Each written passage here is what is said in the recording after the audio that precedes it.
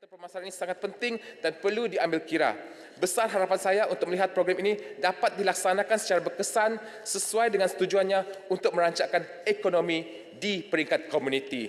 Dengan ini, Tuan Yang di-Pertua, Mas Gading mohon menyokong usul belanjawan 2024 ini. Sekian, terima kasih. Terima kasih Yang Berhormat Mas Gading. Berikutnya dipersilakan Yang Berhormat Bagan Serai. Assalamualaikum warahmatullahi wabarakatuh dan salam sejahtera. Terima kasih pada Datuk Yang di-Pertua.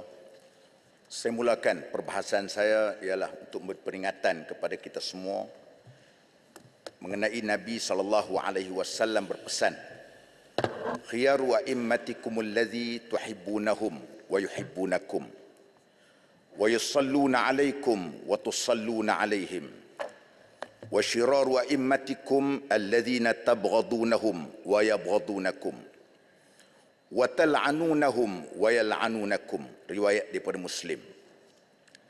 Sebaik-baik pemimpin dari kalangan kamu ialah kamu sayang kepada mereka dan mereka juga sayang kepada kamu.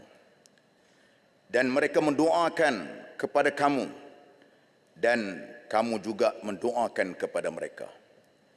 Sejahat-jahat pemimpin ialah kamu marah kepada mereka dan mereka juga marah kepada kamu. Dan kamu melaknat ataupun benci kepada mereka dan mereka juga melaknat kepada kamu. Alhamdulillah, syukur kita kepada Allah Subhanahu wa taala, saya diberi kesempatan untuk berucap di dalam saat pada hari ini, iaitu menyentuh perbelanjaan bajet negara pada tahun 2024 sebanyak 393.8 bilion, kenaikan sebanyak 5.7 bilion, dan perbelanjaan pembangunan diturunkan daripada 99 bilion. Dahulu 99 bilion dan tahun ini 90 bilion. Manakala perbelanjaan mengurus pula ditingkatkan daripada 289.1 bilion tahun 2023 dan ditingkatkan kepada 303.8 bilion. Datuk Yang di-Pertua, perkara yang penting sekali ialah walaupun perbelanjaan ini ialah perbelanjaan yang tinggi dalam sejarah negara kita, yang pentingnya ialah delivery system dengan izin supaya apa yang dibelanjakan ini dapat sampai kepada apa yang kita rancang. Kerana bajet ini disusun oleh pegawai-pegawai kita yang kompeten, yang bijak. Kegagalan itu ialah mungkin dari segi pelaksanaannya. Maka dengan sebab itu, perkara sedikit yang mampu untuk kita meningkatkan supaya kedudukan imej negara kita yang berada di dalam kajian yang dibuat oleh International Budget Partnership dengan izin, iaitu kedudukan kita mendapat 47% di belakang Indonesia, Filipina, Thailand, bahkan Timor Leste dari segi markah ketelusan belanjawan. Datuk Yang di-Pertua, mengenai peningkatan kos sara hidup, walaupun berbagai insentif telah diberikan di dalam belanjawan 2024, namun isu peningkatan kos sara hidup masih belum berjaya ditangani sebaiknya melalui belanjawan pada kali ini. Dengan peningkatan kadar cukai perkhidmatan yang dibangkitkan oleh sebelah sini dan juga di sebelah sana, sebanyak 2% daripada 6% kepada 8% cukai SST, ianya akan memberikan kesan rantaian satu perkhidmatan yang akhirnya akan membebankan rakyat sebagai pengguna akhir dalam perkhidmatan tersebut. Jadi persoalan saya, apakah jaminan kerajaan peningkatan kadar cukai perkhidmatan ini tidak akan meningkatkan kadar bayaran ataupun kadar harga barangan di pasaran, terutama barang-barang keperluan rakyat. Begitu juga dengan penarikan kawalan harga telur dan ayam di pasaran. Sebenarnya berpotensi untuk meningkatkan kembali harga kedua barangan keperluan ini. Sekarang ni pun kita dapat lihat harga telur. Sebelumnya RM12.90 grade A sudah meningkat kepada RM13.50. Grade C RM11.70 sekarang meningkat sebanyak RM12.30. Ini belum lagi kita tarik subsidi, maka harga barang sudah naik dan ayam juga akan naik. Hal ini sudah tentulah kita kena akur kerana wujudnya di sana kata-kata telur dan ayam yang memanipulasikan bukan sahaja bekalan, bahkan harga kedua barangan ini. Berdasarkan statistik terkini yang dikeluarkan oleh DOSEM, tahap sara diri SSL bagi ayam adalah 93.3%, manakala SSL telur adalah sebanyak 108.9%. Artinya pengeluaran telur di negara kita melebihi daripada kegunaan kita. Oleh itu, isu telur tidak timbul kalau perkara-perkara ini kita dapat bendung. Namun begitu, satu ketika dahulu wujudnya situasi di mana tiada bekalan telur di negara ini. Mengapa hal ini berlaku dan bagaimana kawalan dan pemantauan yang dilaksanakan oleh pihak berwajib. Sebab itu saya masih ingat lagi ketika negara kita dipimpin oleh BERA, waktu berlakunya krisis ayam tidak cukup, maka kabinet membuat keputusan secara drastik, iaitu dengan kita tidak membenarkan ayam diekspor. Dalam masa yang sama, kita memberikan subsidi untuk memastikan kerana bahan makanan ini adalah bahan makanan daripada semua golongan, daripada B40, M40 maupun T20. Datuk Yang di-Pertua, saya nak menyentuh berkenaan dengan tabung haji. Saya tertarik dengan kenyataan yang amat berhormat Perdana Menteri pada 29 hari bulan 9 tahun 2023 ketika menyambut ulang tahun ke-60 tabung haji,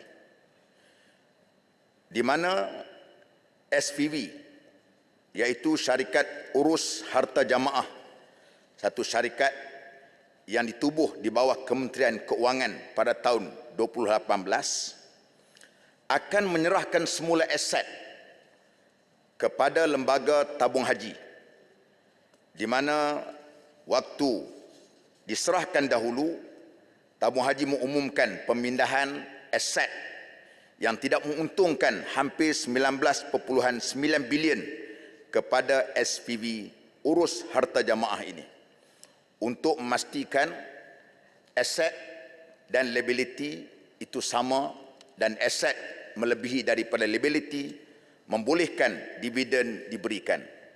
Persoalan saya, berapakah nilai aset SPV Urus Harta Jamaah Sdn Bhd yang hendak dikembalikan kepada tabung haji supaya ia dapat mengimbangkan kembali aset dan liability dan tabung haji mampu untuk memberi dividen sesuai dengan akta tabung haji.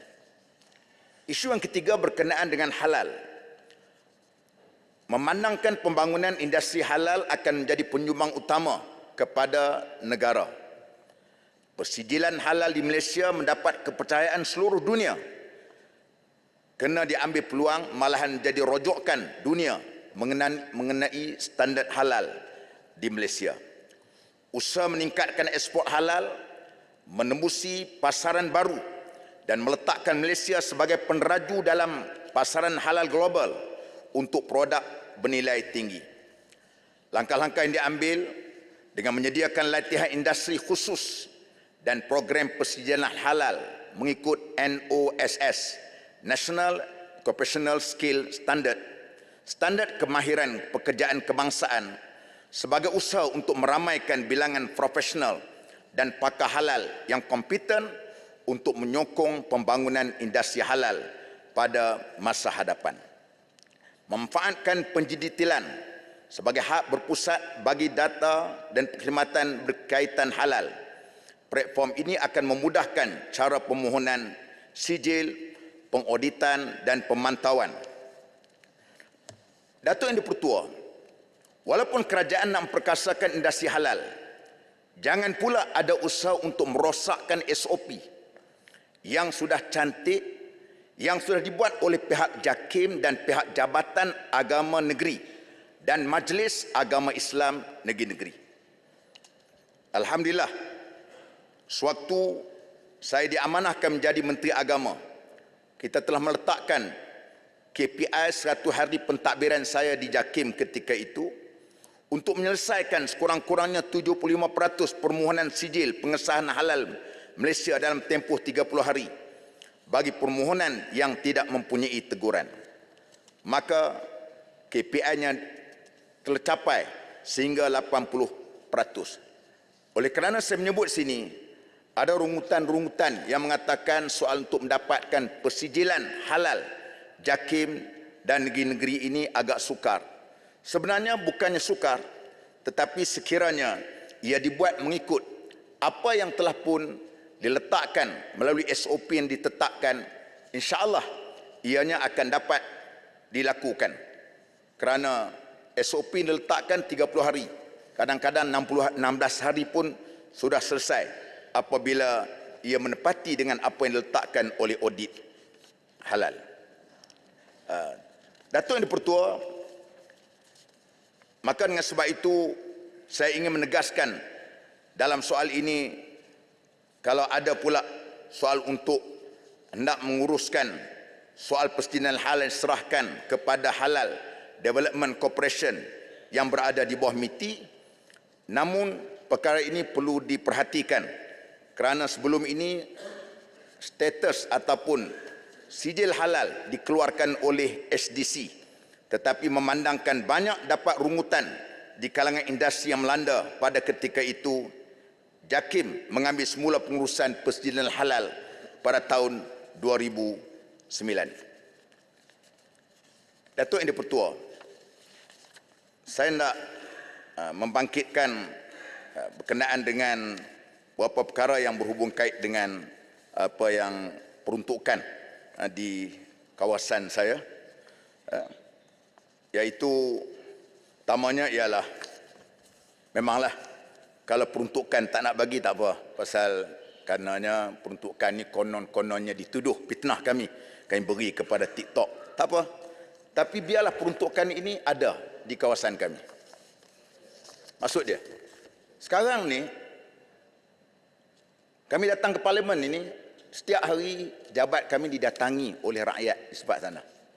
Ada yang kadang-kadang anak-anak hantar ke hospital, yang nak buat rawatan di hospital. Kita suruh pergi kepada JKM. JKM kata tak ada peruntukan. Kita pergi kepada Baitul Mal. Semalam ada satu kes, rumah nak kena halau dah. Kena sewa lebih kurang 1,500 tak bayar, dah tertonggak. Dia nak minta saya, kita suruh pergi Baitul Mal. Baitul Mal bagilah RM100. Dia pun tak ada kemampuan kerana banyak sebagainya. Sebab itu kita harapkan, tak apa, tak ada masalah. Wang tu boleh letakkan di JKM, Jabatan Kebajikan Masyarakat, tak apa, ataupun di Baitul Mal, atau di daerah. Asalkan rakyat dapat cukup. Bukan untuk kami. Kami boleh bagilah. Saya insya-Allah boleh bagi setakat RM50, RM100. Boleh insya-Allah boleh bagi, tapi tak cukup, tak sepadan apa yang mereka perlukan. Maka sebab itu kita harapkan, biarlah apa yang penting mekanisme ini diberikan kepada mereka yang sepatut. Kalaupun takut sangat nak beri pada kami, dan kami juga boleh kalau beri ke letak di pejabat kami, letak pegawai SPR di pejabat kami untuk uruskan bagaimana peruntukan di tempat kami. Kami rela. Jabat kami bukan buka 24 jam, 25 jam. Bamat. Bamat ajak saya tu. Bagan Serai. Okey. Bagan Serai. Minta sikit. Newang, saya nak pendek awang sikit. Sikit ni. Okey, cukup. Kemudian berkenaan dengan kawasan saya. Pertamanya ialah berkenaan dengan naik taraf. Jalan Alopongsu Cangkat Lobak, laluan 147 yang sering dinaiki air apabila hujan lubat berlaku. Maka sebab tu kita mohon perkara ini dapat dilihat oleh pihak JKR. Yang kedua, selenggara sistem pembaritan sesegera mungkin, terutama berhadapan ibu pejabat polis daerah Krian, Bagan Serai kerana sering dinaiki air apabila hujan berpanjangan lebih daripada 1 jam. Dan yang ketiganya ialah memohon menyelenggara kuartus polis daerah Krian, tambah baik polis Balai Polis Trafik daerah Krian.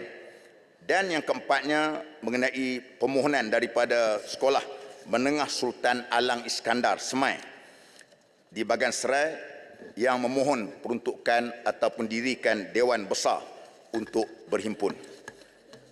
Datuk Yang di-Pertua, sedikit lagi ialah berkenaan dengan akhir sekali saya hendak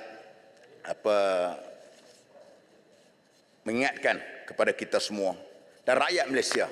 Wahai rakyat Malaysia, apabila datang pemimpin Pakatan Harapan, maka jawablah lidah dengan yang fasih, kerana mereka adalah makhluk biasa seperti mana kamu. Sesungguhnya harga minyak tidak turun itu adalah benar. Sesungguhnya beras tempatan tidak dalam pasaran adalah benar. Sesungguhnya SST naik daripada 6% ke 8% adalah benar. Sesungguhnya nilai mata wang ringgit semakin jatuh itu adalah benar. Sesungguhnya harga barang semakin mahal itu adalah benar. Bagan Serai. Dan semuanya benar kecuali Bagan Serai, tidak benar. Terima kasih. Bagan Serai nak bertanya, Bagan Serai. Terima kasih Yang Berhormat Bagan Serai. Berikutannya dipersilakan Yang Berhormat Bukit Bintang. Terima kasih Datuk Yang di-Pertua mengizinkan saya mengambil bahagian dalam berbahasan rang undang-undang Perkelan 2024. Pada masa 10 tahun lalu, ucapan perbelanjawan saya dalam nada menentang tetapi kini 2023, nada ucapan saya menyokong kerana parti saya menjadikan sebahagian kerajaan berpatuan. Bila berucap, hendaklah dengan nada menyokong. Tuan Yang di-Pertua, saya mendapati belanjawan semakin baik dan meyakinkan apa tidaknya perbelanjawan rakyat petani berbeza dengan bajet tahun-tahun sebelumnya. Kerajaan Berpatuan berjaya mengkurangkan bajet defisit ke 4.3%, lebih rendah dari bajet-bajet tahun sebelumnya. Subsidi ringgit Malaysia 81 bilion yang dicadangkan lebih tinggi. PTR, bantuan tunai ramah, pula 10 bilion ringgit Malaysia. Subsidi pertanian ringgit Malaysia 2.6 bilion. Bantuan persekolahan ringgit Malaysia 788 juta. Manakala belanja berurus negara adalah 303.8 bilion ringgit Malaysia. Inilah serba sedikit yang saya dapat sebutkan sebagai bajet berhemah yang rendah berbanding dengan bajet-bajet bagi tahun-tahun sebelumnya. Tuan Yang di-Pertua, Belanjawan 2024 menyediakan ekonomi rakyat yang berkesan seperti menyediakan peruntukan bagi 150 pusat penjaja dan pasar berjumlah ringgit Malaysia 110 juta, membantu 10,000 gerai penjaja dengan peruntukan ringgit Malaysia 10 juta, menyediakan 4,000 ringgit rang niaga dengan peruntukan 50 juta, di mana penjaja tidak perlu membayar sewa bagi tempoh 6 bulan pertama. Menaik taraf rumah bangsa TPKL dan PTB yang lain. Ini memberikan kelegaan pada rakyat dalam suasana ekonomi yang tidak menentu. Saya menyambut baik usaha kerajaan untuk memperkasa sektor perancangan dan kreatif di mana menjadikan 2026 adalah tahun melawat Malaysia bagi menyambut ketibaan 26.1 juta perancang asing yang mampu mencana pendapatan domestik ringgit Malaysia 97.6 bilion. Ini memberi peluang kepada bangkit industri mensediakan lebih banyak kemudahan dan peluang pekerjaan kepada rakyat Malaysia. Saya juga menyambut baik kerajaan memperuntukkan 10 juta ringgit Malaysia kepada Think City untuk mencantikkan bangunan-bangunan lama dan sekitar di pusat bandar Kuala Lumpur dengan wajah baru yang menarik. Oleh kerana ramai pelancong asing datang ke Malaysia, pertama mereka akan pergi ke Jalan Petaling, Chinatown untuk melawat. Jika kerajaan tambah baik untuk bangunan-bangunan dibaharui, saya rasa ini boleh menarik lebih pelancong-pelancong asing datang ke Malaysia. Namun demikian, dalam pelaksanaan projek tempatan banjir yang mana 33 projek tersebut peruntukan ringgit Malaysia 11.8 bilion tidak tersenarai projek tempatan banjir bagi Kuala Lumpur walaupun disediakan peruntukan ringgit Malaysia 20 juta bagi 150 PPT untuk menaik taraf Barik dan Dongkang yang rosak wahar di Kuala Lumpur kerap diranda banjir kilat.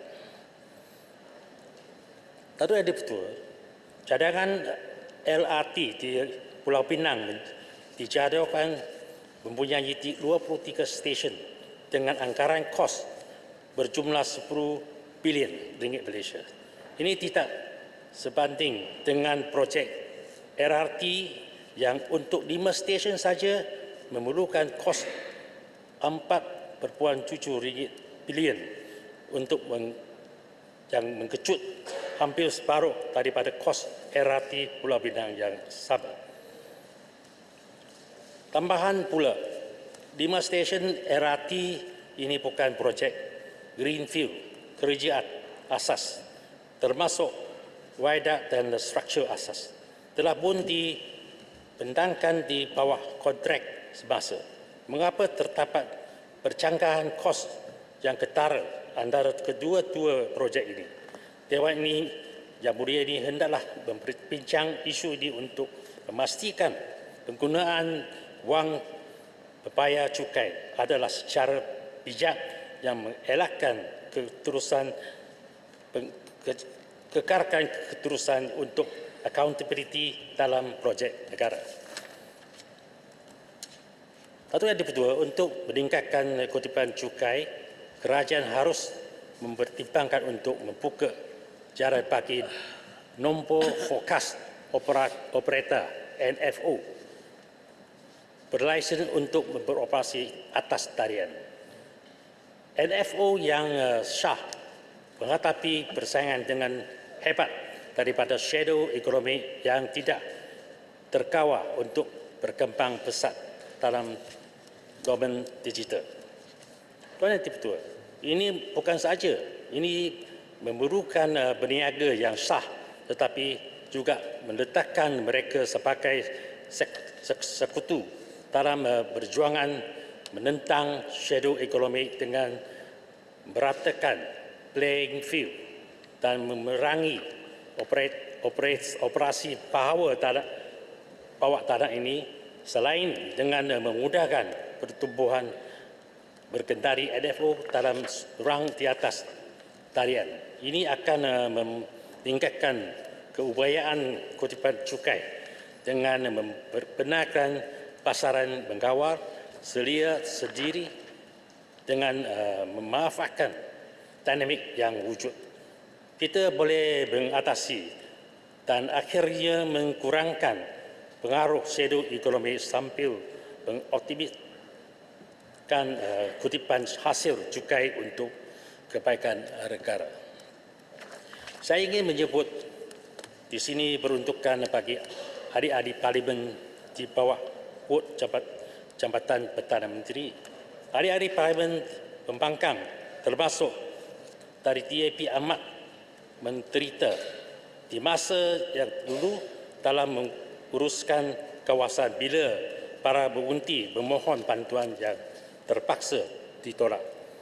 Sebahagian kerajaan Madani, saya mendapat tidak ada salahnya kerajaan memanjangkan peruntukan wakil rakyat kepada adik-adik parlimen pada syarat dan kadar tertentu untuk meningkatkan kebebasan rakyat yang tinggal di kawasan pembangkang. Kita mengambil contoh kerajaan Taiwan yang urutkan peruntukan kepada setiap ahli parlimen termasuk pembangkang.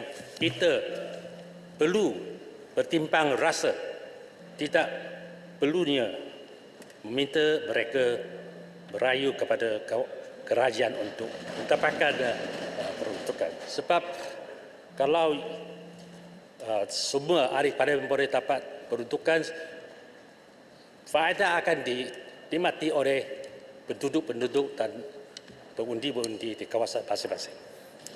Tuan Yang Dipertua, saya ingin menyatakan rasa sedih akan nasib penduduk-penduduk Gaza yang menjadikan mangsa kekejaman Zionis Israel berikutan perang Israel Hamas Palestin yang sedang berlangsung sekarang, menjadikan bangsa mengkorbankan tentera Israel yang dihalang membantu kemanusiaan dari memasuki Gaza melalui Rafah, tindakan jenayah.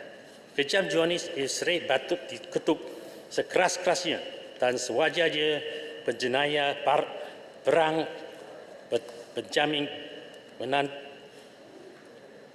menetahu di bawah muka keadilan di antara bangsa.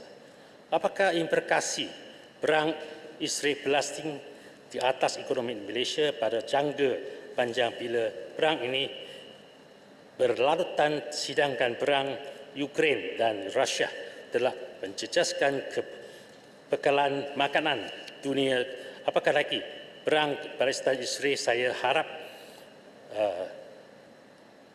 gencatan senjata dan rundingan damai dapat diadakan segera bagi mengelakkan perang dunia yang ketiga. Tuan Yang Dipertua, saya menyambut baik hubungan Jabatan Kuasa Khas Pantau Belanjawan 2024 yang dipengurusi oleh PM dan Menteri Kewangan. Semata jawatan kuasa ini akan berkesan melaporkan prestasi dan pencapaian kepada Parlimen adalah terlalu untuk dinilai. Akan tetapi saya ingin bertanya, kerajaan apakah peranan jawatan kuasa penasihat kewangan yang dibentuk pada awal membantukan kerajaan, apakah sumbangan yang telah mereka berikan atau di sekadar nama saja tanpa meminta pandangan mereka, ataupun kerajaan mentepikan pandangan dan sumbangan mereka. Sebaliknya, jawatan kuasa ini diperluas skop tanggungjawab dan beranang dan mencegah keterisan dalam belanjawan. Selama menjadi kerajaan sekarang, adakah masalah keterisan dapat dihentikan? Amarah rasuah yang mendarat daging dalam sistem perkhidmatan awam bukanlah saja menjadi amaran patriotik saja, tetapi berkesan dalam tindakan.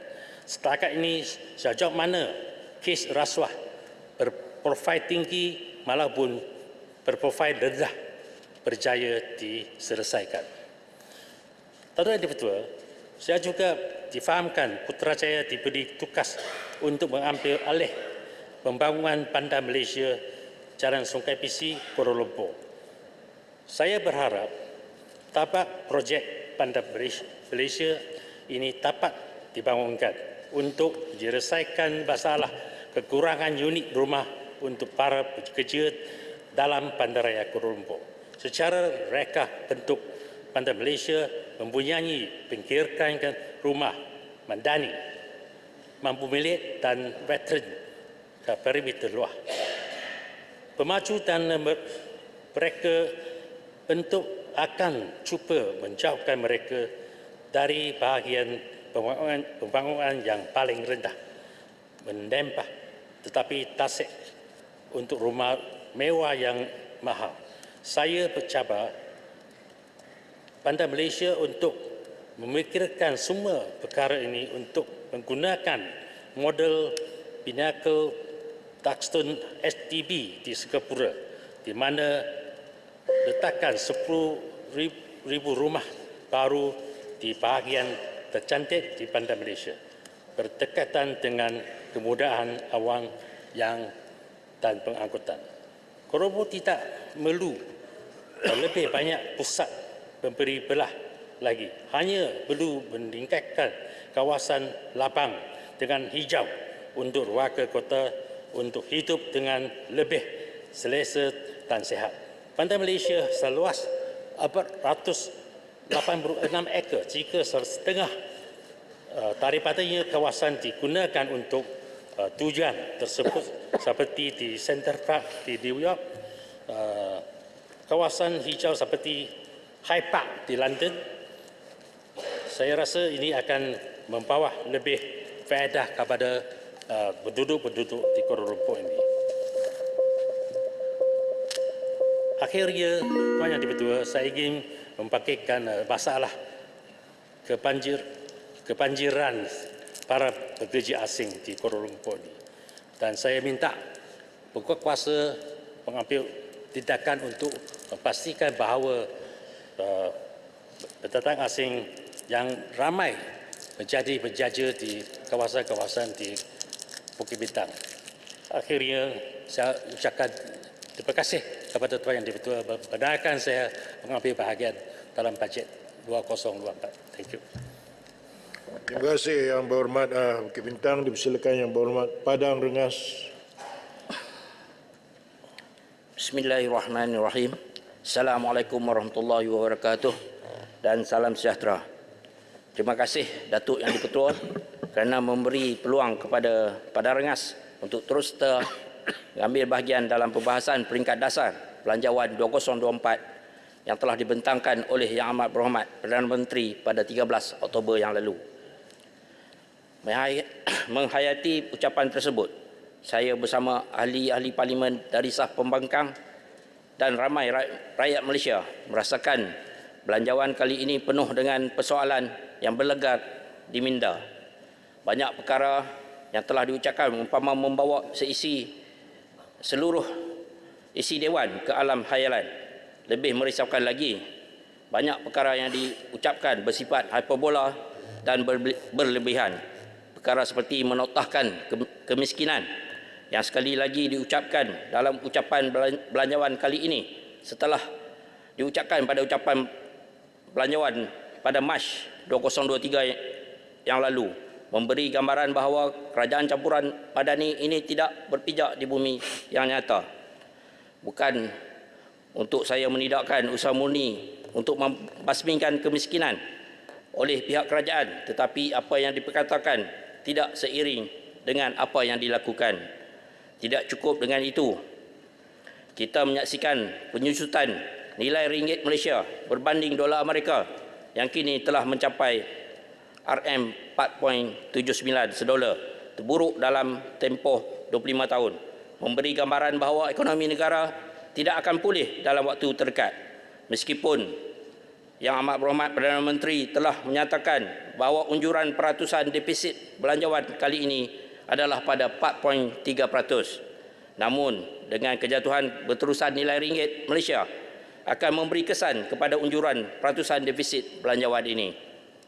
Pada Rengas bimbang, apa yang diucapkan adalah satu omong kosong seperti janji yang pernah ditaburkan oleh pihak sebelah sana akibat dari lemah kompetensi ahli-ahli pentadbiran kerajaan hari ini dalam menyelesaikan isu-isu asas yang dihadapi oleh rakyat Malaysia. Namun, saya tidak berhasrat untuk menyentuh dengan lebih mendalam tentang perkara-perkara lain yang begitu menggusarkan seperti masalah kekurangan barang keperluan asas serta kenaikan harganya, kejatuhan peratusan pelaburan langsung asing atau forex direct investment dengan izin, dan bermacam-macam lagi isu berkaitan ekonomi. Perkara-perkara ini telah banyak disentuh oleh ahli-ahli Parlimen Pembangkang dan juga ahli-ahli Parlimen penyokong kerajaan dengan nada kerisauan. Terpulanglah kepada pihak kerajaan untuk menilai, menghayati, mengkaji dan menyelesaikannya. Hari ini saya ingin menumpu intipati perbahasan peringkat dasar saya kepada perkara-perkara yang memberi kesan secara langsung dan tidak langsung kepada rakyat di Padang Rengas, serta isu-isu nasional yang sedikit banyak memberi kesan kepada usaha pembangunan negara bangsa Malaysia. Datuk Yang di-Pertua, dalam ucapan belanjawan minggu lalu yang amat berhormat Perdana Menteri antara lain telah mengumumkan kenaikan paras harga pengaktifan insentif pengeluaran getah IPG daripada ringgit Malaysia RM2.70 sekilo ke ringgit Malaysia RM3 sekilo dengan belanja keseluruhan RM400 juta. Tindakan ini secara jujur harus dipuji dalam menjamin pendapatan bermaruah kepada penoreh yang terkesan dengan bebanan inflasi dan ketidaktentuan ekonomi. Namun, saya berpandangan bahawa pihak kerajaan perlu untuk mempertimbangkan kenaikan yang lebih tinggi untuk paras harga pengaktifan insentif pengeluaran getah IPG, mungkin kenaikan sebanyak 60 sen berbanding 30 sen yang telah diumumkan. Hal ini juga memandangkan Yang Amat Berhormat Perdana Menteri tidak mengumum sebarang peruntukan bantuan musim tenggujuh untuk pekebun kecil dan penoreh seperti kebiasaannya tahun sebelum ini. Pasti para pekebun dan penoreh menjadi begitu terkesan dengan ketiadaan bantuan ini untuk tahun 2024. Tambahan lagi dengan harga pengaktifan insentif pengeluaran getah IPG yang sederhana akan memberi kesan kepada daya mampu kumpulan ini untuk bertahan dan beradaptasi dengan ketidaktentuan ekonomi. Saya risau agenda nasional untuk menoktahkan kemiskinan akan memberi kesan sebaliknya. Datuk Yang di-Pertua, Padang Rengas ingin mengambil perhatian seisi Dewan tentang perkara saya fikir begitu penting, iaitu berkenaan isu permohonan permit kerja Sarawak yang mutakhir ini begitu rumit. Ya, kita faham dan hormati bahawa kerajaan negeri Sarawak mempunyai hak dan kuasa ke atas jabatan imigrasionnya seperti yang termaktub dalam Perkara 5 Perjanjian Malaysia 1963. Namun, setelah 60 tahun perubahan Malaysia, kita masih lagi mengalami masalah perhubungan yang rumit. Pekerja-pekerja dari Semenanjung Malaysia yang ingin atau perlu berkhidmat di Sarawak dalam sektor profesional, industri dan perkhidmatan perlu melalui proses yang sama seperti pekerja-pekerja asing dari luar negara, seolah-olah Semenanjung Malaysia dan negeri Sarawak adalah dua negara berbeza. Saya beri contoh, pelaut-pelaut dari Semenanjung Malaysia yang ingin memohon Sarawak Work Permit SWP dengan izin untuk bekerja dalam sektor minyak dan gas di negeri Sarawak perlu melalui suatu proses permohonan yang sukar, rumit dan panjang. Sedangkan proses kelulusan boleh diperoleh dengan mudah dan pantas memandangkan Jabatan Imigresen Negeri Sarawak mempunyai pengkalan data berpusat yang sama dengan Jabatan Imigresen Semenanjung Malaysia. Lebih mengeruhkan keadaan adalah apabila Sarawak Oil and Gas Workers Association (SOKWA) dengan izin telah menghadkan kemasukan tenaga kerja daripada Semenanjung Malaysia untuk masuk dan berkhidmat dalam sektor tersebut di negeri Sarawak. Perkara ini tidak berlaku kepada tenaga kerja daripada negara luar yang ingin bekerja di sektor yang sama di Sarawak. Sekali lagi, saya tekankan bahawa saya menghormati segala perkara yang termaktub dalam Perjanjian Malaysia 1963 termasuk hak imigresen negeri Sarawak. Namun, kelonggaran peraturan kepada rakyat senegara kerana ini adalah untuk kebaikan bersama dalam usaha membangunkan ekonomi nasional. Perkongsian tenaga profesional dapat membantu merancangkan pertumbuhan ekonomi antara Semenanjung dan Kepulauan Borneo, tanah air.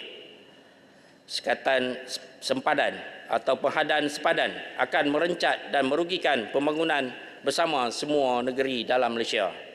Datuk Yang di-Pertua, Padang Rengas ingin memberi sedikit pujian kepada Yang Amat Berhormat Perdana Menteri atas pendekatan mengambil berat tentang masalah berkaitan perumahan dalam negara ini.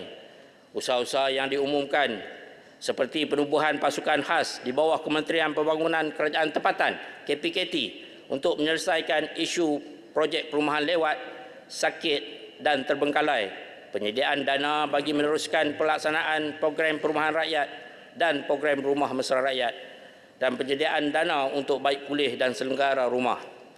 Inisiatif yang diambil sangat baik bagi memastikan perkara asas yang menjadi keperluan untuk rakyat dapat disediakan. Maka saya ingin mengambil kesempatan ini memohon agar Yang Amat Berhormat Perdana Menteri merangkap Menteri Kewangan juga memohon agar Menteri Pembangunan Kerajaan Tempatan untuk mempertimbangkan untuk mewujudkan perumahan kos rendah di bawah program Rumah Mesra Rakyat di Parlimen Padang Rengas. Untuk makluman, Lembaga Perumahan dan Hartanah Perak LPHP telah menyediakan satu kawasan tanah dalam Parlimen Padang Rengas untuk projek rumah kos rendah.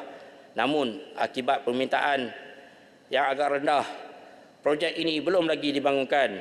Pihak pejabat Parlimen Padang Rengas telah mengambil inisiatif untuk mengenal pasti mengapa permintaan untuk projek ini begitu rendah, sedangkan ramai rakyat di Padang Rengas masih tidak mempunyai rumah. Setelah pemerhatian dan pengumpulan maklumat, pihak kami mendapati bahawa ramai rakyat yang masih tidak mampu memenuhi kriteria permohonan pinjaman serta memenuhi keperluan proses permohonan yang agak rumit. Maka saya berpandangan perlunya satu proses yang lebih mudah dan mesra pengguna di samping penyediaan dana yang tidak membebankan bagi memudahkan rakyat untuk memohon menjadi peserta di bawah projek perumahan kos rendah ini. Datuk Yang di-Pertua, Padang Rengas meraihkan usaha kerajaan untuk memastikan ketercapaian kemudahan kesihatan untuk seluruh rakyat Malaysia.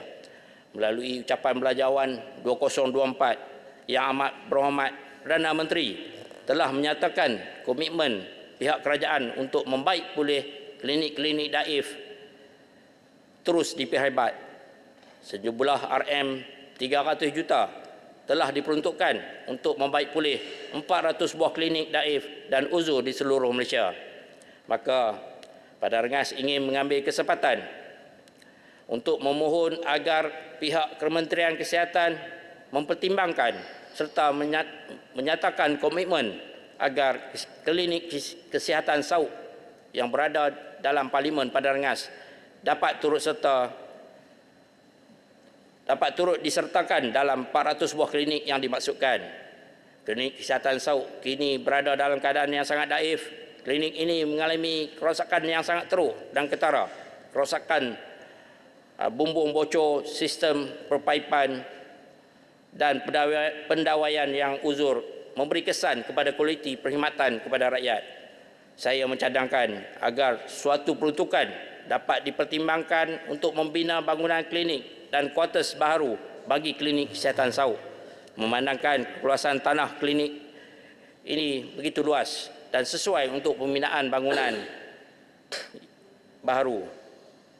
Hal ini adalah untuk meningkatkan keselesaan kepada rakyat yang menggunakan kemudahan kesihatan ini di samping untuk menampung keperluan perkhidmatan kesihatan di kawasan ini.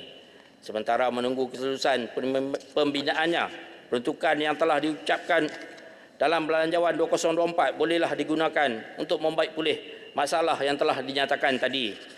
Masalah klinik kesihatan Saud ini telah mendapat perhatian Pusat Kesihatan Daerah PKD Kuala Kangsar, di samping telah dilawati oleh pasukan Jabatan Kerja Raya JKR Kuala Kangsar untuk tindakan selanjutnya daripada pihak kementerian. Tuan Yang di-Pertua, akhir sekali saya ingin mengambil peluang ini untuk mengutarakan suatu permasalahan yang bukan sahaja dihadapi oleh rakyat di Padang Rengas, tetapi hampir seluruh rakyat di negeri Perak dan di negeri utara tanah air, berkenaan lebuh raya Utara Selatan Plus. Jika kita perhatikan perjalanan sama ada dari utara ke selatan atau selatan ke utara melalui lebuh raya Utara Selatan, di bahagian utara tidak lagi menjimatkan masa. Perjalanan di lebuh raya ini tidak lagi menjamin kecepatan dan jalan pintas untuk ke destinasi. Hal ini bukan hanya berlaku ketika waktu puncak, tetapi ketika waktu biasa juga lebuh raya ini didapati sesak. Setelah diperhatikan, ia adalah akibat dari kewujudan hanya 2 lorong bagi setiap arah dari Slim River ke Juru dan dari Juru ke Slim River. Dengan penambahan bilangan pengguna dari tahun ke tahun, kita dapat menyaksikan kesesakan trafik walau bukan waktu puncak. Hal ini membuatkan peranan lebuh raya sebagai jalan pantas ke suatu tempat tidak lagi dapat dipercayai. Pada kebanyakan masa, laluan antara Slim River ke Juru atau sebaliknya pasti bergerak perlahan. Pada waktu pengguna sedikit bertambah, ia terus menjadi suatu kesesakan trafik. Maka pada pandangan saya, sudah tiba masanya pihak kerajaan memperuntukkan suatu peruntukan bagi melebarkan laluan 2 lorong kedua-dua arah dari Slim River ke Juru dan sebaliknya ke laluan 3 lorong. Pasti sedikit sebanyak masalah kesesakan dapat dikurangkan sepanjang laluan ini. Barulah pengguna lebuh raya Utara Selatan merasakan berbaloi dengan jumlah tol yang dibayar dengan kemudahan yang disediakan. Datuk Yang di-Pertua, sebagai penutup, segala yang telah saya utarakan adalah perkara yang begitu kritikal. Ia akan memberi kesan kepada pembangunan sosial dan ekonomi negara bagi memastikan pertumbuhan yang rancak dapat dinikmati oleh seluruh rakyat Malaysia secara bersama.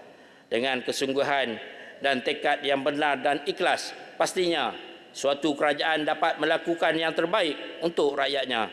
Justru saya berharap kerajaan yang ada pada hari ini adalah kerajaan yang benar-benar ikhlas dan bersungguh-sungguh untuk membantu menyelesaikan masalah rakyat. Dengan itu, Tan Sri Datuk Yang di-Pertua, saya akhiri ucapan perbahasan saya dengan Assalamualaikum warahmatullahi wabarakatuh. Waalaikumsalam. Terima kasih Yang Berhormat Padang Rengas. Berikut dipersilakan Yang Berhormat Jempol. Bismillahirrahmanirrahim. Assalamualaikum warahmatullahi wabarakatuh. Salam perpaduan dan juga salam Malaysia Madani. Sebelum itu Datuk Yang di-Pertua, saya beri kesempatan untuk mengalu-alukan kesampaian Awang Jompo ya, ke persidangan kita pada hari ini. Selamat datang. Terima kasih. Terima kasih Datuk Yang di-Pertua kerana memberi ruang kepada Jempol untuk membahaskan rang Undang-Undang Perbekalan 2024 yang telah dibentangkan oleh Yang Amat Berhormat Tambun pada 13 Oktober 2023 bertemakan Reformasi Ekonomi Memperkasa Rakyat dengan peruntukan RM393.8 bilion dengan belanja mengurus RM303.8 bilion, belanja pembangunan 90 bilion dan simpanan luar jangka RM2 bilion. Tahniah Jempol mengucapkan kepada Yang Amat Berhormat Tambun kerana membentangkan belanjawan dengan peruntukan terbesar. Belanjawan ini memperlihatkan inisiatif dan kesungguhan kerajaan dalam melaksanakan agenda gagasan ekonomi madani dan menyantuni rakyat yang terkesan akibat ekonomi dunia dan juga suasana geopolitik yang tidak menentu pada hari ini. Sudah semestinya lah kita bersyukur dengan apa yang boleh kita lakukan oleh pihak kerajaan pada hari ini. Datuk Yang di-Pertua, Saya juga menyentuh tentang jaringan lebuh raya alternatif dan mempertingkatkan potensi ekonomi wilayah. Jempol amat bersetuju dengan ucapan Yang Amat Berhormat Tambun bahawa jaringan jalan raya yang baik akan melonjakkan pembangunan zon eksklusif yang baru dan memberi manfaat kepada kawasan berhampiran. Akses jaringan jalan yang baik memudahkan pergerakan rakyat di samping melancarkan aktiviti para pedagang dan menjana ekonomi setempat.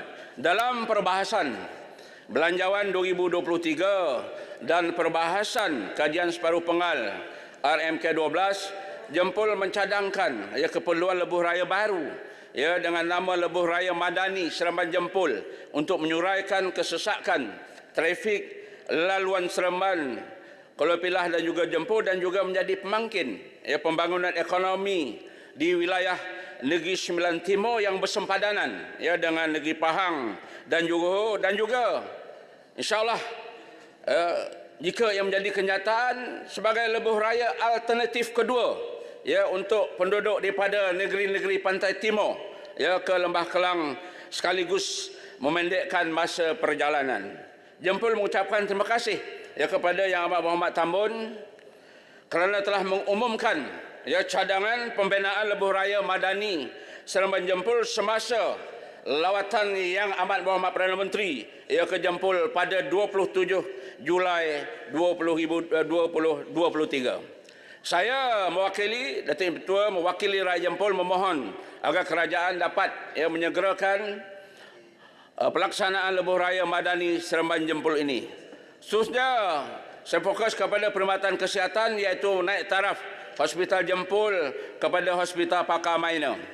Datuk Ketua, Kementerian Kesihatan Malaysia menerima peruntukan RM41.2 bilion, iaitu peningkatan sebanyak RM4.9 bilion berbanding peruntukan pada tahun 2023. Jumlah peruntukan ini adalah wajar memandangkan Malaysia masih belum memenuhi nisbah seorang doktor kepada 400 pesakit.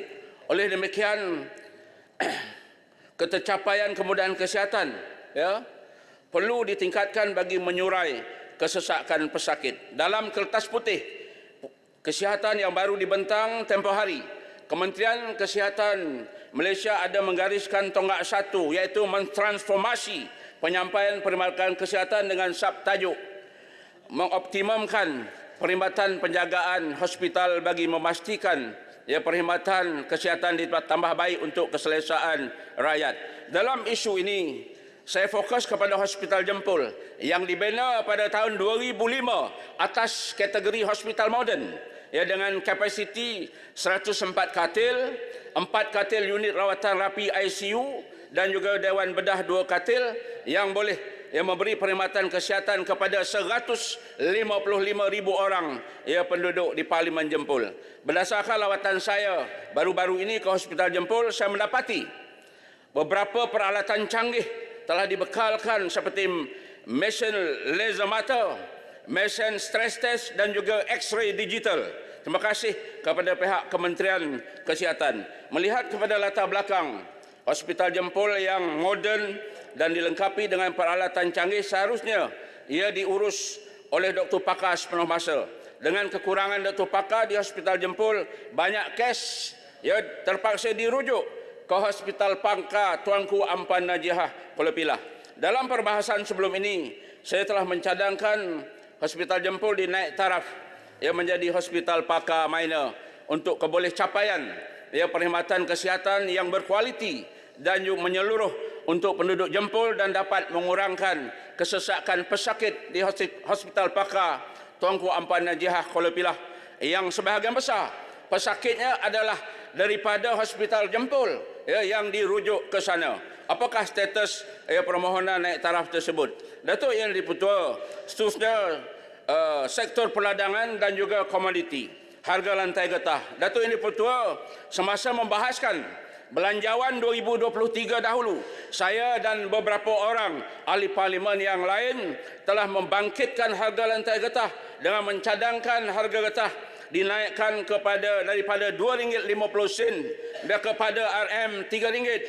Terima kasih kepada Yang Amat Berhormat Tambun kerana mempertimbangkan cadangan tersebut dengan menetapkan insentif pengeluaran getah LPG iaitu harga lantai dinaikkan daripada RM2.50 kepada RM2.70 sekilogram. Alhamdulillah, ya, dalam pembentangan belanjawan baru ini Yang Muhammad Tambun begitu prihatin, ya, di atas keluhan para pekebun getah dengan menaikkan, ya, paras harga lantai getah daripada RM2.70 kepada sebelum ini kepada RM3 sekilogram dengan peruntukan RM400. Jadi pada tahun lepas saya bahaskan RM2.50, ya, naik RM2.70 dan alhamdulillah sekarang telah sampai kepada RM3. Mudah-mudahan dengan keprihatinan, ya, Yang Muhammad Tambun, insya-Allah, ya, kita akan terus melihat dari semasa ke semasa dan memperjuangkan supaya, ya, harga lantai getah ini dapat kita naikkan sesuai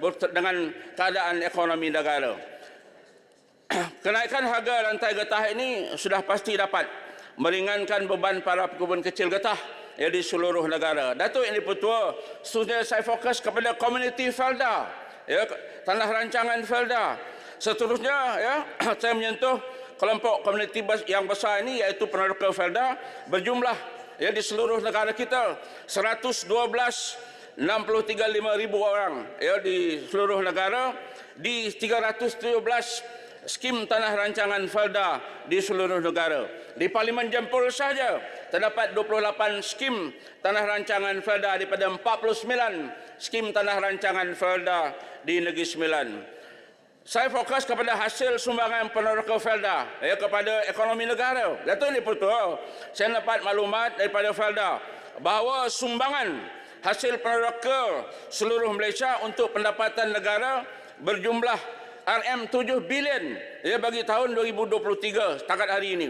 Ini menunjukkan bahawa hasil perladangan peneroka Felda antara penyumbangan besar dalam KDNK negara. Itu Jempol berpandangan, ya, mencadangkan supaya dibuat pelarasan pendapatan minimum peneroka Felda 1,500. Untuk makluman Dewan Yang Mulia, saya fokus, ya, kepada pendapatan purata peneroka Felda setiap bulan. Ya, difahamkan pendapatan purata, ya, peneroka kita setelah ditolak kos buruh, baja, kos pengurusan dan sebagainya adalah sekitar RM1,200 bersih sebulan. Ini jauh lebih rendah, ya, daripada pelaksanaan gaji minimum 1,500. Jempol mencadangkan sudah sampai masanya kerajaan bertindak secara proaktif dengan menyelaraskan purata pendapatan peneroka, ya, minimum 1,500 sebulan, ya, sesuai dengan dasar gaji minima negara dengan kos sara hidup yang semakin meningkat. Datuk Yang di-Pertua, implikasi keuangan, ya, bagi pelarasan pendapatan 112,063,500 orang peneroka sekiranya dengan penambahan RM300 sebulan oleh pihak kerajaan adalah dianggarkan berjumlah RM405 juta setahun.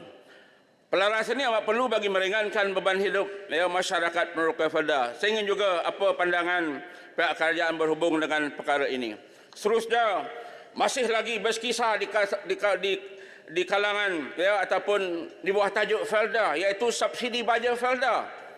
Datuk Yang di-Pertua, selain isu pendapatan bulanan peneroka, saya juga ingin menyentuh isu subsidi baja kepada peneroka Felda. Saya dimaklumkan bahawa golongan peneroka Felda belum pernah, ya, mendapat subsidi baja berbanding agensi-agensi lain, ya, di bawah sektor perladangan dan juga komoditi.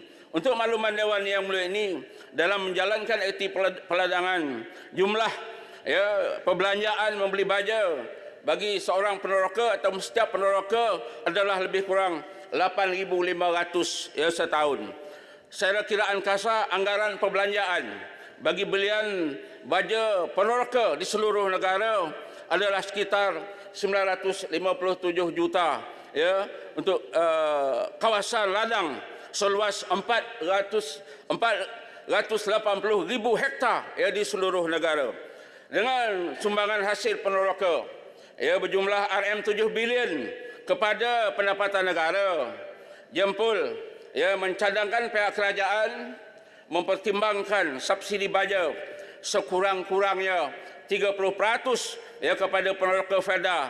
Sekiranya subsidi baja ini dapat dilaksanakan, implikasi keuangannya adalah sekitar RM287 juta ya setahun. Jempol mohon juga maklum balas daripada pihak kerajaan berhubung cadang ini. Seterusnya, masih lagi di Felda, iaitu perumahan generasi baru Felda. Jempol menyokong penuh ya hasrat Felda menyediakan lot-lot kosong ya kepada generasi baru di tanah rancangan Felda untuk membina rumah.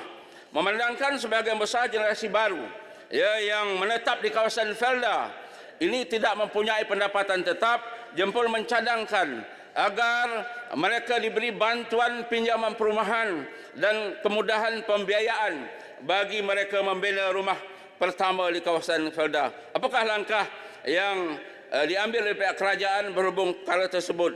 Seterusnya, masih juga lagi di Felda, iaitu perumahan kaki tangan Felda. Ya, saya fokus kepada Felda yang ramai juga rakan-rakan ahli parlimen mewakili kawasan Felda. Tak apalah, saya wakil kawan-kawan semualah, para sahabat pada pagi ini. Iaitu kita tidak lupa juga ya kepada perumahan kaki tangan Felda juga. Ya, iaitu yang dibina seawal tahun 1959 hingga 2014 yang berjumlah 2,010 unit yang rata-rata diperbuat daripada kayu. Ya, ini rumah kaki tangan Felda. Jadi rata-rata pada hari ini keadaan fizikal rumah ini agak uzur dengan lantai kayu yang telah reput dan berlubang serta atap yang bocor. Ini melibatkan kos penyelenggaraan yang tinggi. Jempol memikirkan sudah sampai masanya ya rumah yang uzur ini dibina baru untuk memberi kemudahan dan keselesaan kepada kaki tangan Felda. Jadi generasi baru pun kita jaga, yang lama pegawai pun ataupun kaki tangan Felda juga kita bagi perhatian serius. Jempol mohon pandangan daripada pihak kerajaan berhubung dengan cadangan dari Jempol ini. Datuk Yang Dipertua, sesungguhnya berkaitan dengan gangguan bekalan air. Jempol menyambut baik usaha kerajaan perpaduan yang berikrar bahawa isu bekalan air bersih harus dinoktahkan ya, dengan sejumlah RM1.1 bilion disediakan bagi melaksanakan penyelesaian isu bekalan air. Gangguan bekalan air ini sering berlaku ya, berpunca dari paip lama yang sering bocor ataupun pecah, dan ada yang telah berusia 35 tahun dan juga 40 tahun ke atas. Ini menyebabkan tekanan air rendah dan kadar air tidak berhasil yang tinggi dan mengakibatkan pembaziran air. Di Parlimen Jempol, gangguan bekalan air sering berlaku ya, di kawasan rancangan Felda, di zon Raja Alias, zon Serting Hill Complex, zon Palung dan juga di kawasan kampung tradisi. Akibat daripada paip yang pecah dan juga yang telah berusia 35 tahun ke atas. Saya memohon perhatian kerajaan menggantikan paip-paip lama di kawasan Jempol tersebut bagi memastikan bekalan air yang efisien di samping mengurangkan kadar air tidak berhasil yang tinggi. Apakah tindakan yang boleh diambil oleh pihak kerajaan berhubung perkara ini? Dan akhirnya Datuk Yang Pertua, Jempol di kesempatan ini saya mewakili warga Jempol ya, mengucapkan terima kasih ya kepada pihak kerajaan kerana telah meluluskan beberapa projek ya di bawah rancangan Malaysia ke-12 ini, antaranya membina balai bomba dan penyelamat ya di Palung 6, di Felda Palung 6, projek perumahan rakyat di Kampung Serting Tengah, projek membina jalan luar bandar dan dari Kampung Gadis melalui Kampung Sungai Kelai ke Felda Palung, membina baru seperti yang diumumkan baru-baru ini oleh Yang Muhammad Tambun, membina baru Sekolah Menengah Kebangsaan Agama Jempol di Bandar Seri Jempol, dan juga meluluskan ya bekalan air bersih luar bandar kepada 5 kampung orang asli ya di Jempol, iaitu Kampung Sungai Kelebang, Kampung Jeram Padang, Kampung Sungai Raya, Kampung Sungai Temarum dan Kampung Lubuk Tenggalan. Dan akhir sekali Datuk Yang Dipertua, ya, akhir sekali saya ingin juga ya menyatakan sokongan dan solidariti Jempol bersama Palestin dan berharap agar bantuan kemanusiaan segera dapat disalurkan kepada rakyat Palestin yang amat menyedihkan sebagaimana yang kita lihat setiap hari. Syabas diucapkan kepada Yang Amat Berhormat Tambun yang teguh menyatakan pendirian tegas Malaysia bersama Palestin dalam Perhimpunan Malaysia bersama Palestin di Stadium Aziata Arena Bukit Jalil pada malam tadi. Tahniah. Terima kasih Datuk Yang di-Pertua. Jempol mohon menyokong. Wabillahi taufiq wal hidayah. Wassalamualaikum warahmatullahi wabarakatuh. Terima kasih. Terima kasih Yang Berhormat Jempol. Saya jemput Yang Berhormat Jasin.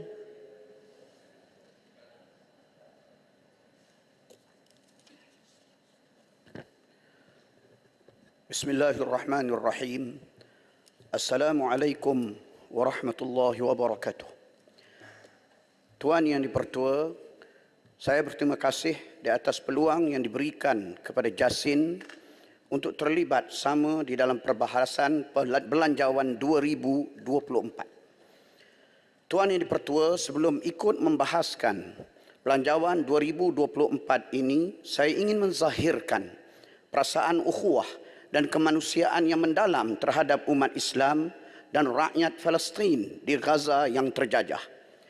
Mereka sedang dibom setiap waktu oleh tentera Zionis Yahudi yang disebut oleh Allah Subhanahu wa taala sebagai golongan yang kafir terhadap perintah-perintah Allah, pencabar dan penghina zat ketuhanan, pembunuh nabi-nabi dan penyembah syaitan. Semoga Allah Subhanahu wa taala memberikan kemenangan mutlak kepada umat Islam dan rakyat Gaza serta seluruh rakyat Palestin ke atas Zionis Israel. Amin. Firman Allah Subhanahu wa taala, "Dzalika bi annahum kanu yakfuruna bi ayatillahi wa yaqtuluna an-nabiyyina bighairi al-haqq. Dzalika bima 'asaw wa kanu ya'tadun." Yang demikian itu ialah disebabkan mereka kufur, mengingkari ayat-ayat Allah, perintah-perintah dan mukjizat-mukjizat yang membuktikan kebesaran Allah. Dan mereka pula membunuh nabi-nabi dengan tidak ada alasan yang benar. Yang demikian itu ialah disebabkan mereka menderhaka dan mereka pula sentiasa menceroboh. Tuan Yang di-Pertua, di dalam ucapan belanjawan oleh Yang Amat Berhormat Perdana Menteri Malaysia ke-10, beliau ada menyentuh mengenai perancangan kerajaan untuk melaksanakan liberalisasi ekonomi. Saya secara asas tidak menolak pendekatan liberalisasi ekonomi dalam usaha untuk mendorong pertumbuhan ekonomi dan meningkatkan daya saing. Namun perlulah diingatkan bahawa liberalisasi ekonomi janganlah sekali-kali sampai memberi maksud dan membuka jalan kepada proses sekularisasi ekonomi negara, sehingga akhirnya reformasi ekonomi itu mengalami kegagalan. Kita berkeyakinan bahawa sebarang pendekatan ekonomi, bahkan apa sahaja tanpa bersandarkan syariat Islam, sudah pasti akan menemui kegagalan. Firman Allah Subhanahu wa taala di dalam surah Taha ayat 124, وَمَنْ أَعْرَضَ عَنْ ذِكْرِي فَإِنَّ لَهُ مَعِيشَةً ضَنْكًا وَنَحْشُرُهُ يَوْمَ الْقِيَامَةِ أَعْمَى. Dan sesiapa yang berpaling engkar dari ingatan dan petunjukku, maka sesungguhnya adalah baginya kehidupan yang sempit, dan kami akan himpunkan dia pada hari kiamat dalam keadaan buta. Kehidupan yang sempit di dalam ayat ini, menurut Ibnu Abbas radhiyallahu anhuma, adalah bermaksud kullu malin a'taituhu 'abdan min 'ibadi qalla aw kathur la yattaqini fih fala khaira fih wa huwa ad-danku fil ma'siyah. Setiap harta yang aku berikan kepada seseorang hamba daripada hamba-hambaku, sama ada sedikit atau banyak, sedangkan dalam usahanya dia tidak bertakwa kepadaku, maka tidak ada sebarang kebaikan pada harta tersebut. Ia adalah kesempitan kerana melakukan kedurhakaan kepada Allah. Dengan lain perkataan, seorang Muslim akan sentiasa mengambil berat terhadap hukum dan peraturan Allah Subhanahu wa taala. Ia akan berusaha memastikan hukum-hukum tersebut dipatuhi di dalam dirinya, keluarganya dan masyarakatnya. Seorang Muslim tidak memandang adanya sebarang jenis kejayaan bagi manusia yang melanggar hukum dan peraturan Allah Subhanahu wa taala di dunia ini. Ia memandang bahawa segala pekerjaan manusia di dunia ini, walau tinggi mana sekalipun ketelitiannya, akan menemui kegagalan sama ada pada permulaannya, atau pertengahan, atau penghujungnya, ataupun selepasnya. Apabila usaha-usaha tersebut tidak dipandukan kepada syariat Allah Subhanahu wa taala yang maha bijaksana. Berpandu kepada syariat Allah Subhanahu wa taala adalah sebagai syarat asasi bagi mencapai kejayaan tersebut. Manakala kejayaan yang diterima dengan jalan selain itu adalah kejayaan yang mengundang azab. Ia bukanlah kejayaan yang hakiki dan diberkati. Bagi seorang Muslim, perkara pertama sebelum ia memulakan sesuatu pekerjaan ialah memastikan terlebih dahulu petunjuk dan peraturan Allah Subhanahu wa taala di dalam pekerjaan yang ingin dilakukannya untuk dipatuhi olehnya dalam usahanya itu, lebih dahulu dari sebarang penekanan usaha-usaha material yang berbagai-bagai. Ia melakukan seperti itu agar ia tidak terjatuh ke dalam kemurkaan Allah Subhanahu wa taala. Tuan yang dipertua, kebimbangan saya bahawa liberalisasi ekonomi ini sekiranya tidak dipantau akan menjurus kepada sekularisasi ekonomi dan mencabut iltizam perlaksanaannya dari hukum dan peraturan Islam. Kebimbangan ini bukanlah suatu kebimbangan yang tidak berasas. Saya katakan demikian kerana sifat ekonomi kapitalis itu sendiri dalam usahanya mencapai kejayaan dan agenda liberalisasinya adalah sebuah sistem ekonomi yang berusaha melepaskan dirinya dari sekatan peraturan dan hukum. Dengan izin, the lessening of government regulations and restrictions, usaha golongan kapitalis bukan sahaja bermula dengan penolakan terhadap ekonomi mercantilis yang mengongkong aktiviti ekonomi pasaran bebas, bahkan juga penolakan terhadap semua bentuk peraturan yang dianggap merugikan aktiviti ekonomi mereka. Ini sudah tentulah meliputi halangan-halangan dari peraturan agama dan syariatnya. Kapitalisme adalah ideologi yang mengajarkan bahawa kemajuan ekonomi sesebuah negara, kemakmuran rakyat dan kekayaan hanya akan tercapai melalui pembebasan sepenuhnya aktiviti perdagangan.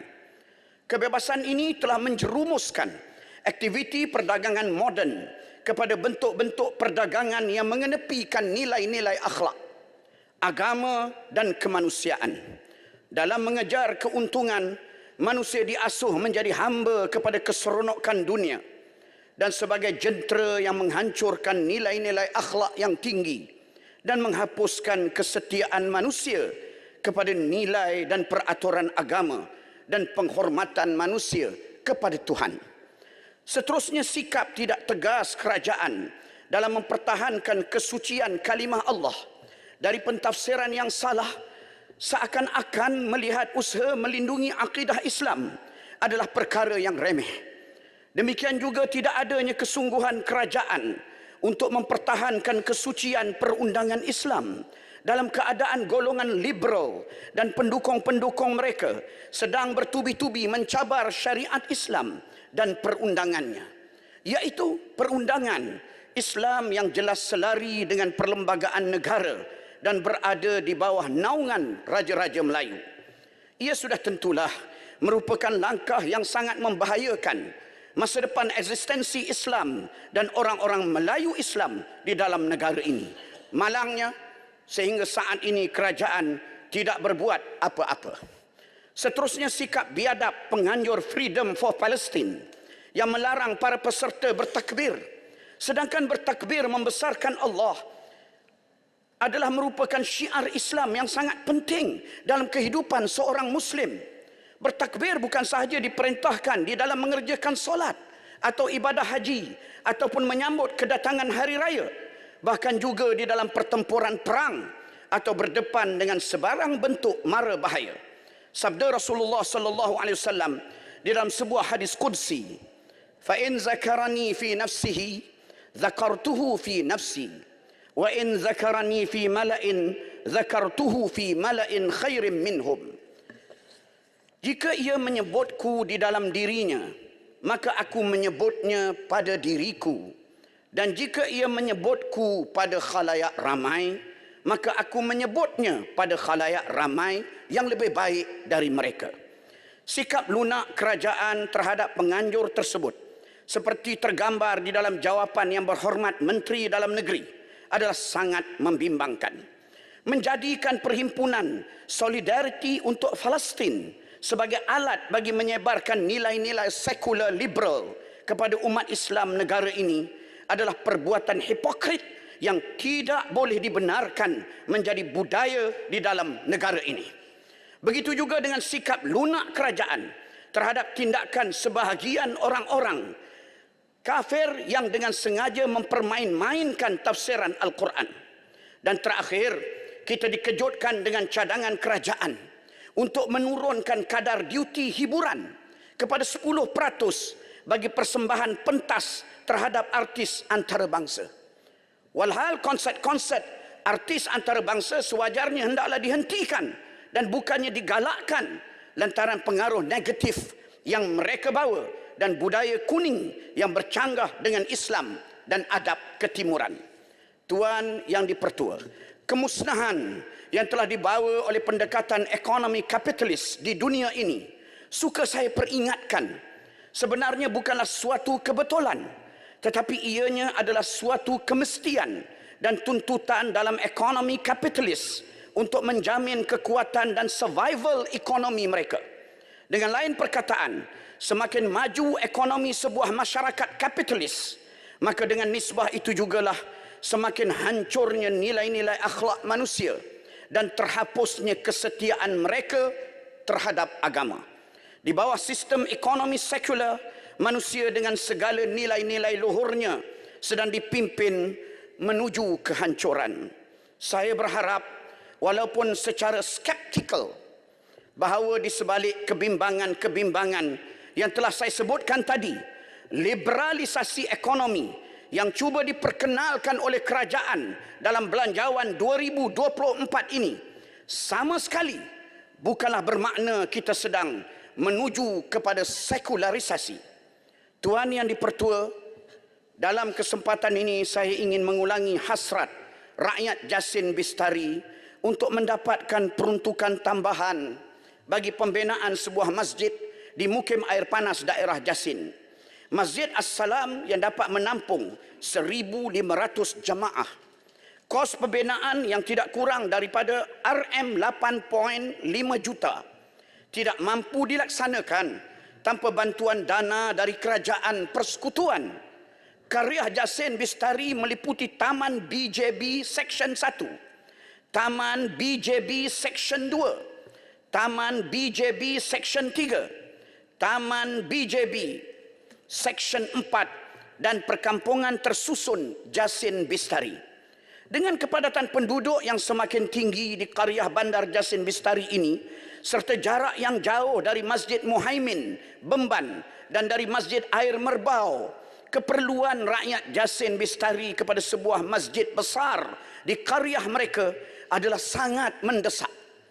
Dengan tapak yang telah sedia ada serta keperluan pembinaan masjid yang telah diluluskan di dalam mesyuarat Jawatankuasa Tadbir Urus Masjid dan Surau Negeri Melaka pada 29 Mei 2019, saya selaku Ahli Parlimen Jasin sangat-sangat mengharapkan hasrat rakyat Jasin Bistari ini dapat ditunaikan dan peruntukan segera dana untuk tujuan pembinaan Masjid As-Salam diluluskan. Seterusnya saya juga ingin mengulangi dalam kesempatan ini keperluan rakyat Sungai Rambai dalam daerah Jasin kepada sebuah balai polis yang lengkap.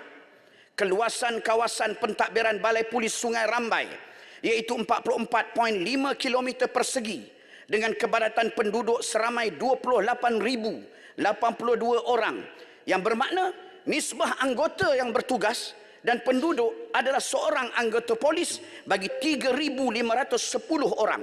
Saya berharap, seingat saya persetujuan yang pernah diberikan oleh Timbalan Menteri Dalam Negeri untuk memasukkan pembinaan Balai Polis Sungai Rambai ini ke dalam RMK ke-12 tahun 2024 akan benar-benar dapat dilaksanakan.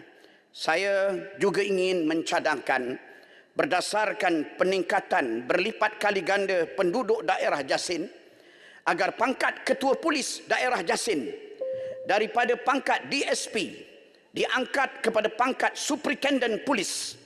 Saya berpandangan sudah sewajarnya setiap ketua polis yang ditugaskan di daerah Jasin diberikan pangkat yang sesuai dengan tanggungjawab berat yang mereka pikul dalam menjaga keselamatan rakyat di daerah Jasin. Tuan Yang Dipertua, sekian, terima kasih. Terima kasih Yang Berhormat Jasin. Saya jemput Yang Berhormat Batu Pahat. Assalamualaikum dan salam Malaysia Madani. Terima kasih diucapkan kepada Puan Timbalan Yang Dipertua kerana memberi laluan kepada saya untuk mengambil bahagian dalam perbahasan Belanjawan 2024 pada hari ini. Dalam Belanjawan 2024 yang telah dibentangkan, kerajaan telah memperuntukkan hampir 393.8 bilion ringgit atau hampir 400 bilion ringgit untuk tahun hadapan dengan 303.8 bilion ringgit untuk pembelanjaan mengurus, 90 bilion untuk pembelanjaan pembangunan dan 2 bilion lagi adalah untuk simpanan luar jangka. Saya percaya bahawa rakan-rakan dalam Dewan Rakyat bersetuju bahawa langkah yang telah dibuat oleh kerajaan melalui Belanjawan 2024 ini adalah langkah yang berani dan tepat dalam memastikan membaik pulih ekonomi terutama selepas pasca pandemik. Puan Timbalan Yang Dipertua, saya ucapkan juga tahniah pada Yang Amat Berhormat Tambun kerana istiqamah dalam kerja memperjuangkan nasib rakyat Palestin semalam walaupun dicerca kononnya tidak cukup kuat. Syabas Yang Amat Berhormat Tambun, rakyat Malaysia sentiasa mendoakan kesihatan Yang Amat Berhormat Tambun. Bagi tahun 2024, kerajaan menyasarkan pertumbuhan KDNK antara 4 hingga 5% dan manakala defisit fiskal 2024 pula diunjurkan berkurangan kepada 4.3%. Saya yakin bahawa kerajaan mampu untuk mencapai pertumbuhan kadar hampir kepada 5% dengan pembaharuan ekonomi madani yang bakal dilaksanakan dan kutipan hasil dijangka menyaksikan peningkatan daripada 303.2 bilion ringgit pada tahun ini kepada 307.6 bilion ringgit pada tahun 2024. Puan Timbalan Yang Dipertua, dalam Belanjawan 2024 ini, kerajaan telah memberi tumpuan kepada 3 perkara iaitu tata kelola, penstrukturan ekonomi dan peningkatan darjat hidup rakyat. Maka dengan itu, berdasarkan data yang telah dikeluarkan oleh MA Research baru-baru ini, bahawa negara kita telah kehilangan sebanyak 4.5 trilion ringgit disebabkan oleh rasuah sepanjang tempoh 26 tahun yang lalu.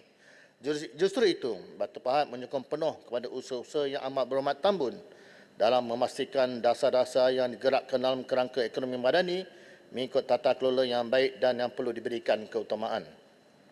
Selain itu, mengenai tata kelola ini, Batu Pahat juga ingin membangkitkan mengenai kek ekonomi Malaysia. Berdasarkan data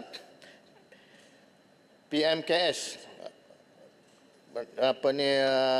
medium kecil dan sederhana ni, mikro kecil dan sederhana ini merupakan tonggak penting dalam ekonomi menyumbang pada 38% dalam keluaran KDNK negara dan 48% daripada jumlah guna tenaga pada 2022.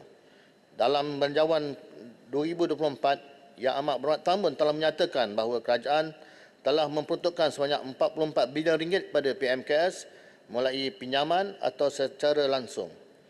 Malah peruntukan ini meningkat sebanyak 4 bilion ringgit berbanding Belanjawan 2023. Dari itu, kita dapat memperlihatkan bahawa ada usaha daripada pihak kerajaan dalam meningkatkan pengaruh PMKS kepada pembangunan ekonomi negara. Saya percaya dengan membesarkan kek ekonomi melalui PMKS, kerajaan akan capai tumpuan objektif yang disasarkan iaitu dalam meningkatkan darjah hidup rakyat.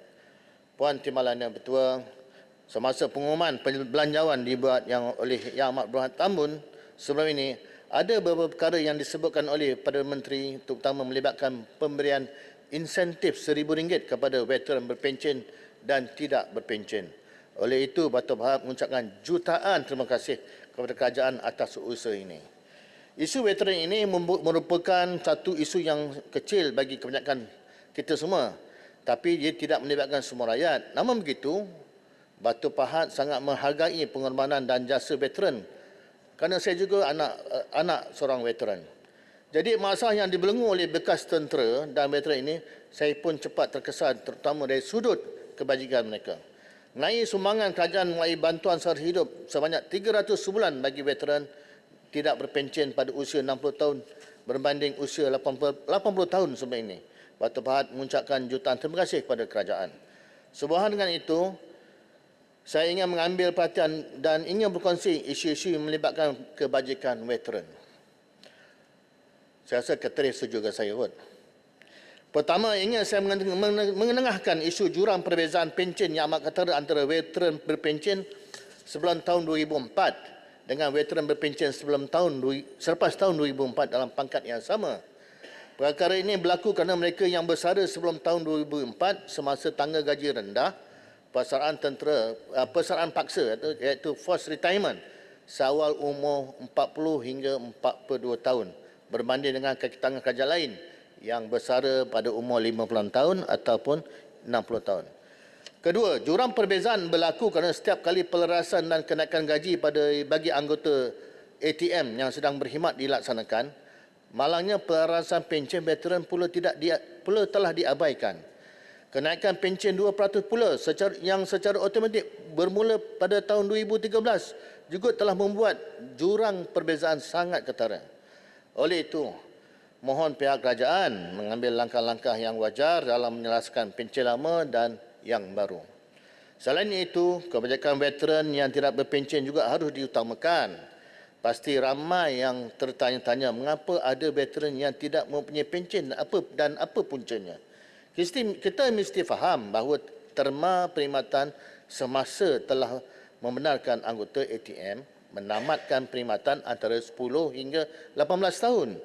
Berdasarkan data yang disediakan oleh Persatuan Veteran ATM, menyatakan jumlah besar mereka ini adalah di kalangan antara umur 60 hingga 70 tahun.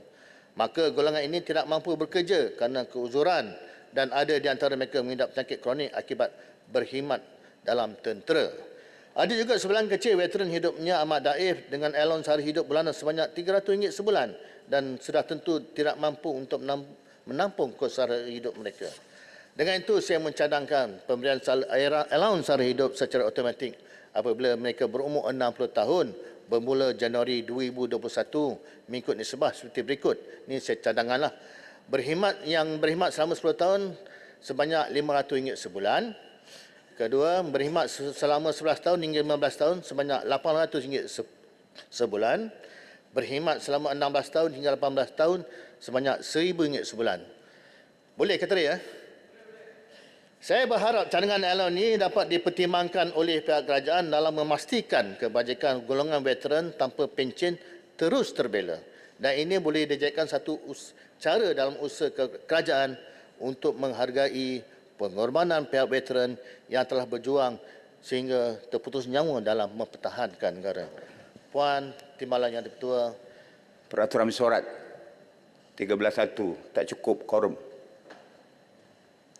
Setiausaha. Hanya 17-18 orang sahaja. 18.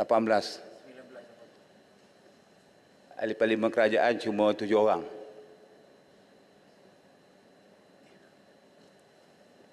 Ada talimat di tingkat 2 aras 2 itu.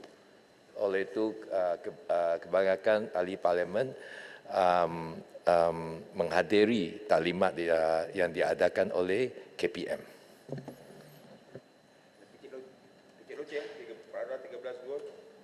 Bunyikan loceng. Ini loceng tak cukup juga kena tangguh. Bunyikan loceng.